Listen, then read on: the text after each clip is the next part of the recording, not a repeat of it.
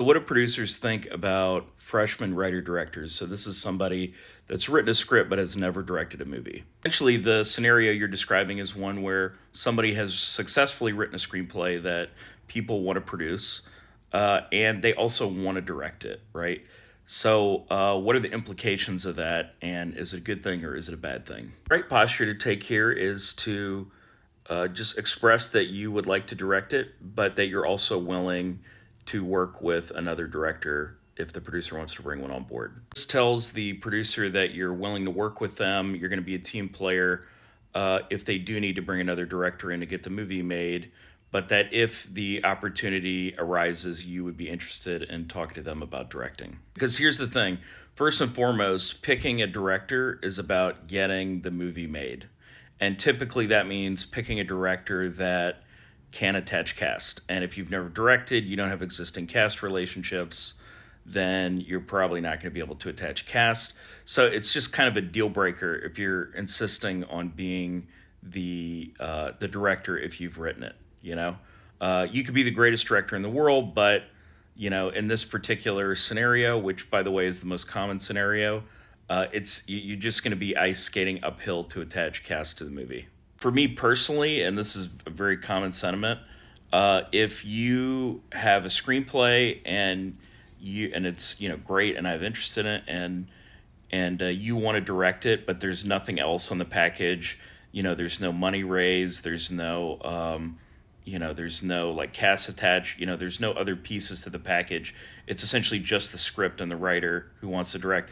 That's probably just an automatic pass for me because, I just don't have the time for that. Sorry. This is in part because most of the movies I make are, 3 million and above. Those are usually the ones that we're looking to make. And at that level, the cast is big enough where you really can't be a first time director and attach that level of cast. It's really, really difficult unless you were the actor's assistant or unless there's a producer already on the project that has a great relationship with cast.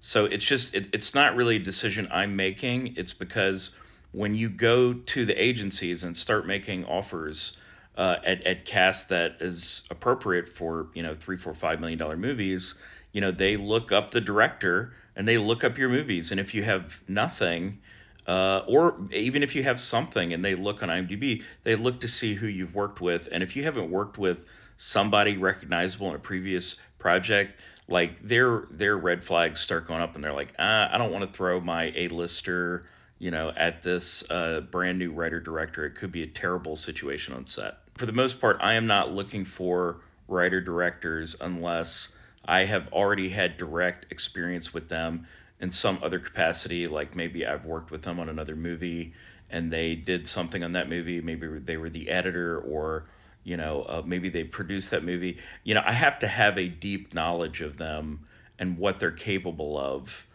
before I would really want to go out on a limb and start building their career as a director. What are the other opportunities? Well, if some other producer does that work for me, if some other producer has a writer director and maybe has already attached the cast, if that producer has gone and raised the money and gotten cast attached, and then they bring me a package that includes a writer director who is a first time director, that's fine with me. I don't really care if somebody else has already gotten over that hurdle.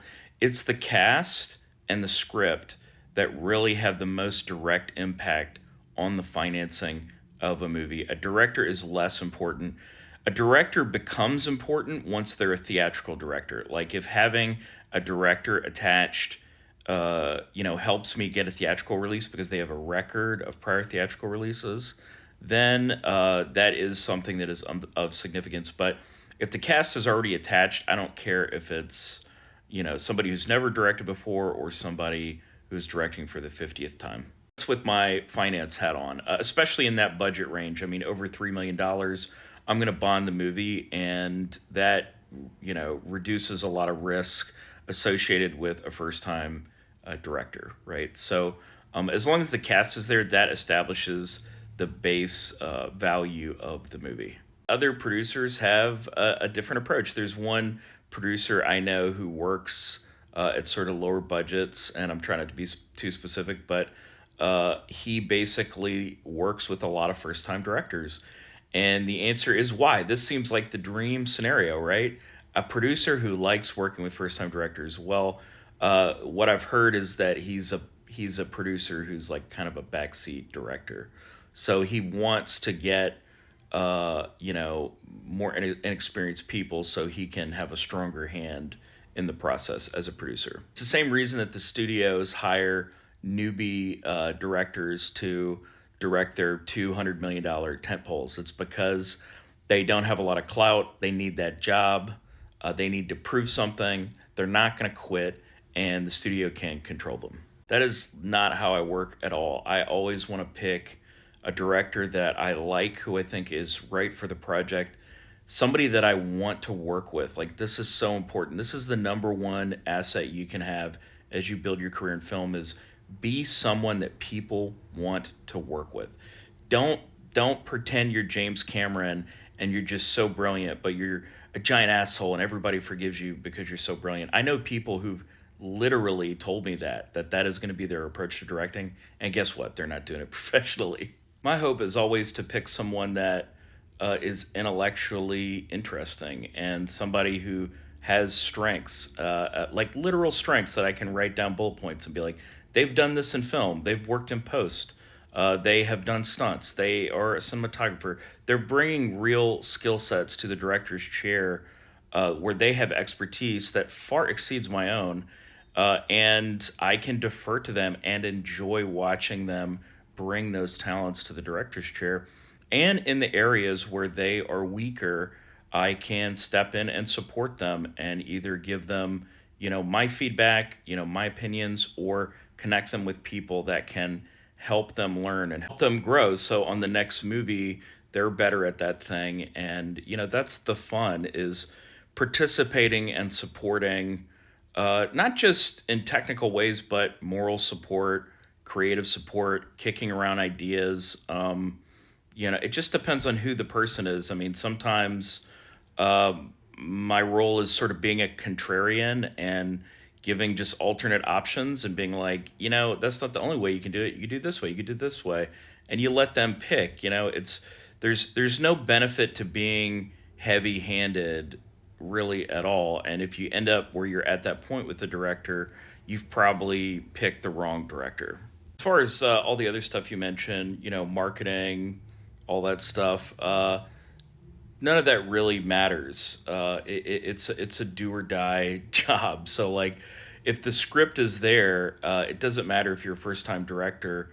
The difficulty of marketing it and stuff is just going to be about the final product. Like the fact that you're a first time director doesn't really matter. It doesn't really matter that Ari Aster directed his first feature with Hereditary.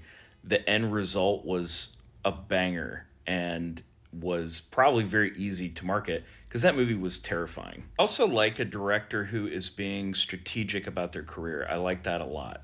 And a lot of this is about the projects that they're choosing.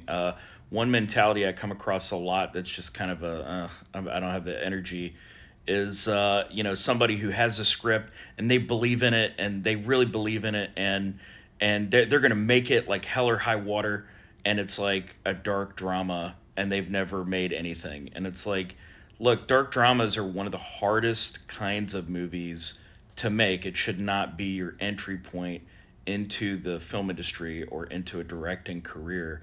So I am more interested in picking people who are being more strategic and saying, look, these are the kind of films I want to make early on in my career, and then later on, I want to make this movie. This is a special movie I'm going to make that might be movie 5 or 6, but up front, I'm going to make a horror film. I'm going to make an action film. I'm going to do something that shows people who I am and what I can do. People that are being strategic about their careers is a big deal because it means there is an amount of intelligence and practicality there that is really going to help them as I help them try to build their career.